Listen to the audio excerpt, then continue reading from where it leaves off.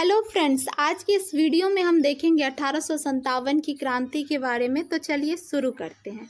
1857 की क्रांति की शुरुआत मेरठ से हुई थी 10 मई 1857 को। तो यहाँ से हमारा पहला क्वेश्चन बन जाता है कि इस क्रांति की शुरुआत कहाँ से हुई थी। मेरठ से हुई थी और कब हुई थी, तो 10 मई 1857 को। इस क्रांति के कई कारण थे, सामाजिक, सांस्कृतिक और तात्कालिक कारण, जिनमें सबसे महत्वपूर्ण है तात्कालिक कारण। तात्कालिक कारण था एनफील्ड राइफल्स का प्रयोग।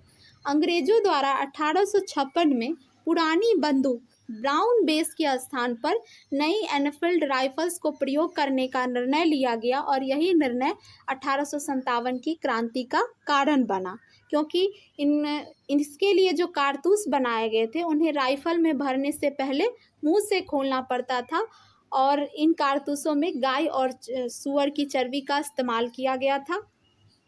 तो ये 1857 की क्रांति का तात्कालिक कारण बना। अगला क्वेश्चन बनता है कि इस क्रांति के प्रतीक क्या थे। कमल और रोटी।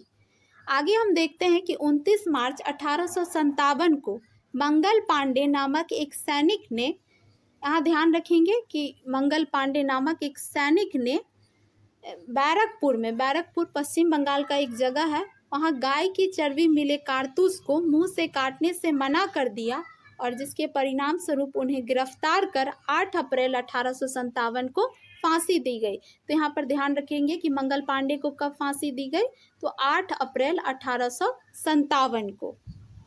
अब हम इसके प्रसार को देखते हैं। तो इस क्रांति का जो प्रसार है वो होता है 11 मई को।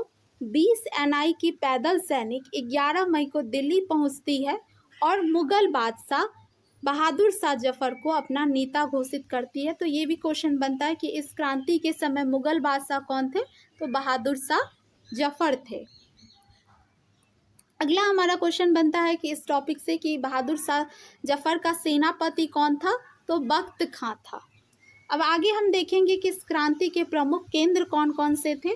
तो इस क्रांति के प्रमुख केंद्र थे दिल्ली, झांसी, कानपुर, लखनऊ और इलाहाबाद। इन केंद्रों के प्रमुख जो नेतृत्वकर्ता थे वो थे दिल्ली में बहादुर शाह जफर और बख्त खां।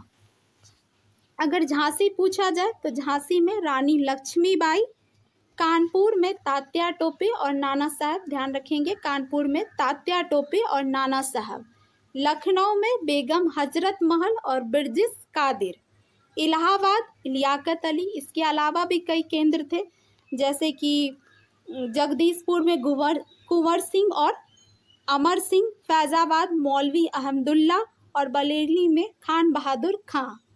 आगे इस टॉपिक से क्वेश्चन बनता है कि इस समय इंग्लैंड के प्रधानमंत्री कौन थे। तो इंग्लैंड के प्रधानमंत्री थे पामस्टर्न। अगर भारत का गवर्नर जनरल पूछा जाए तो लॉर्ड कैनिंग। ब्रिटेन की महारानी विक्टोरिया। इस क्रांति की असफलता का क्या कारण था, तो इस क्रांति की असफलता का मुख्य कारण था केंद्रीय संगठन की कमी और दूसरा था सुनियोजित रणनीति का अभाव। ये दोनों इस क्रांति के असफलता के मुख्य कारण थे। इसके परिणाम क्या हुए, तो 1857 के विद्रोह के बाद भारत का जो शासन है वो ईस्ट इंडिया कंपनी से ब्रिटिश क्राउन के हाथों में चला गया। अगला होता है कि इस क्रांति की असफलता के उपरांत सेना में अंग्रेजी सैनिकों और पदाधिकारियों की संख्या में क्या कर दी जाती है, वृद्धि कर दी जाती है।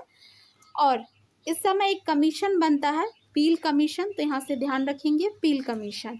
तो पील कमीशन की सिफारिशों के बाद जो भारतीय सैनिकों है और यूरोपीय सैनिकों की संख्या का अनुपात 5:1 से घटाकर क्या कर दिया जाता है, 2:1 कर दिया जाता है। अगला पॉइंट है कि 1857 के विद्रोह में बिहार का नेतृत्व किसने किया था, तो जगदीशपुर के जमींदार वीर कुंवर सिंह ने और इनका साथ दिया था अमर सिंह ने। आगे हम देखते हैं 1857 पर आधारित मुख्य पुस्तकें जो कि एग्जाम में अक्सर पूछ ली जाती हैं। तो चलिए शुरू करते हैं। फर्स्ट है फर्स्ट वॉर ऑफ इंडिपेंडेंस। इस पुस्तक को लिखा है विनायक दामोदर सावरकर। इंपॉर्टेंट है, ध्यान रखेंगे। First war of independence, Vinayak Damodar Savarkar. अगला बुक है द ग्रेट रिवेलियन। इसके लेखक है अशोक मेहता। नेक्स्ट है sepoy mutiny and the revolt of 1857, इसके लेखक है आरसी मजूमदार। और केवल 1857 पूछा जाए तो आंसर हो जाएगा एसएन सेन। अगला एक पॉइंट है कि 1857 के विद्रोह को षड्यंत्र की संज्ञा किसने दी थी? तो जेम्स आउट्रम और डब्ल्यू टेलर ने। तो हमारा ये टॉपिक यहीं पर ख़त्म होता है। उम्मीद है कि आप लोगों को अच्छा लगा होगा। Thanks for watching.